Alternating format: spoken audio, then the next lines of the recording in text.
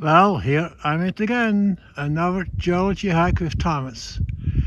This time we're going to look at some faulting which you haven't seen before. It's called thrust faulting, and I'll explain a little in a while what it's actually all about.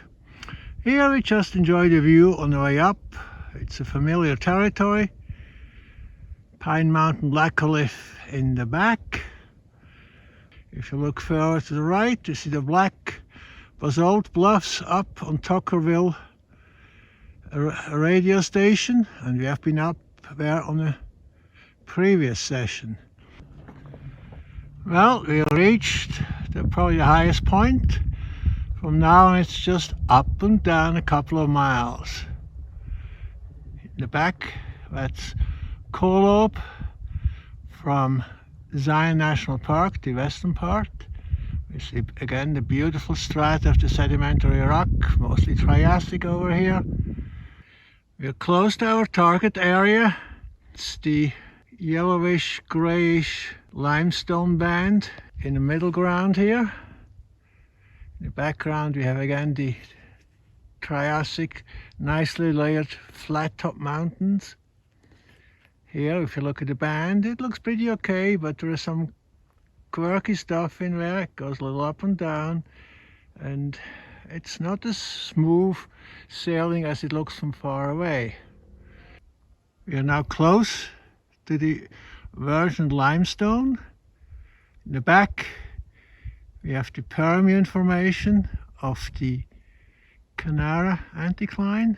If you turn around, we pick up the Inversion Limestone here, and if you follow it, we see this pretty incredible structure.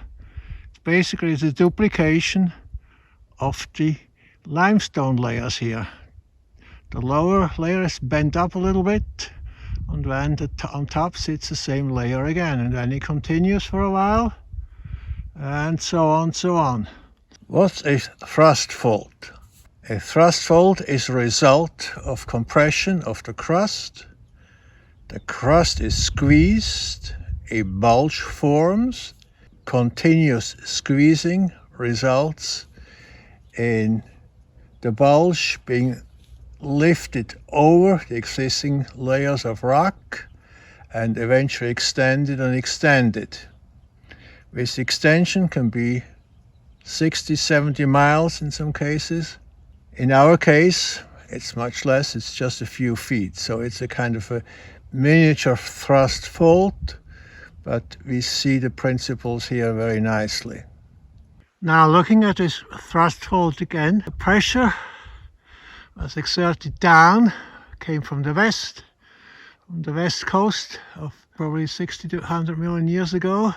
Pressure caused a little fold here, uplifting the right side, and the left side was pushed under the right side. So that's a typical thrust fault. What's typical for a thrust fault is the thrust ramp, relatively shallow, where the top layer rides over the bottom layer here.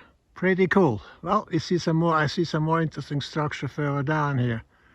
If you look at the banding here, suddenly it drops down. Don't know why. Well, continuing from the first thrust fault down, there's no little fault here, and there is a second small thrust fault, again with the eastward dipping layer shoving itself underneath. There's no sign of any bulge being formed here. Going a little further down, we see another beauty. Same thing. The upper layer riding up at the steep angle here. Pretty cool. It's all in the same rock formation, the Inversion Limestone. Here, the third thrust fault again, from a little closer. Beautiful how the layers to the right start riding over the layers being shoved down from the left. That's the beginning of a thrust fault. So let's go along the ridge here and see if we can spot some more thrust faults in the Inversion Limestone here. And let's not forget the nice thrust ramp going from left down at about maybe 20-degree angle to the right up here. Well, looks like somebody built a rock wall here.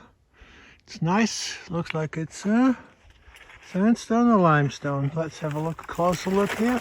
I think it's limestone, but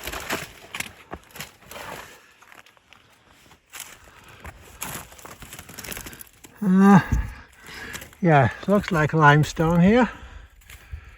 Interesting. Has always little maybe chert, black chert here. It continues on here. Question is, the layers are vertical, so what's going on here? I need to check it out. Well, the geologic map tells me this is part of a landslide or rockfall deposit that probably came down with a landslide and was turned over in the landslide. Interesting, however. And last but not least, another beauty in the frost-filled world. In this pageant here, again, it's a brittle deformation here, the way it looks. The thrust ramp is clearly visible. It's riding up from left to right. And actually, if you just look over here a little bit more, you see you see another thrust, a little thrust, same thing. Left layer overriding the right layer. So you have a sequence of thrusts here. Well, it gives another little bend down there. There's an entire colony, a nest of little thrust faults here. All beautiful, clearly laid out in the virgin limestone here. Before we sign off, an overview over all the thrust faults here. With one all the way to the right, and this beautiful mushroom shaped one just hiding behind a tree a little bit, and you get some nice Z ramps here. I hope you enjoyed this hike here. Thank you for watching. You have a good day.